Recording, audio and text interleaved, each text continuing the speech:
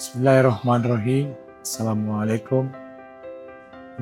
இன்றைய வந்து 100 குடும்பத்துக்கு வந்து மந்த்வான் வழங்கப்பட்டது.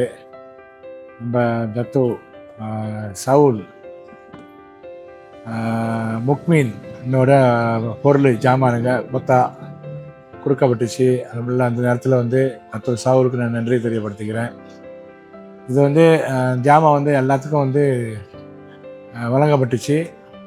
இந்த அடிப்படையில் வந்து இன்றைக்கி வந்து இந்த பள்ளிவாசல் தலைவர், சீன பள்ளிவாசல் தலைவர், அவர் வந்து அதிகாரமாக திறந்து வச்சு ஜாமான் எடுத்து வழங்கினுச்சு. இந்த பந்த்வானில் வந்து சௌரார பரு, ஓகியூ, B40 இந்த எல்லாரும் வந்து வாங்கினாங்க. அல்ஹம்துலில்லாஹ்.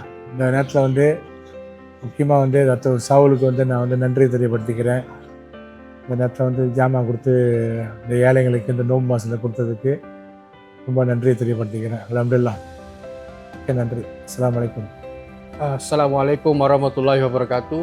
Saya Muhammad Ridauddin, Setiausaha Persatuan India Muslim Perak Pri, bersama Tuan Presiden Encik Arif, bersama Bendahari Encik Abdul Jabrullah, Encik Ramjan, AJK Encik Sultan Alauddin serta Encik Rasid bersama AJK Wanita telah berjaya hari ini pada 8 hari bulan 3 2026 telah berjaya selesaikan amanat yang telah diberikan oleh Mukmin Majlis Ukhuwah India Muslim Nasional, iaitu bantuan Hari Raya.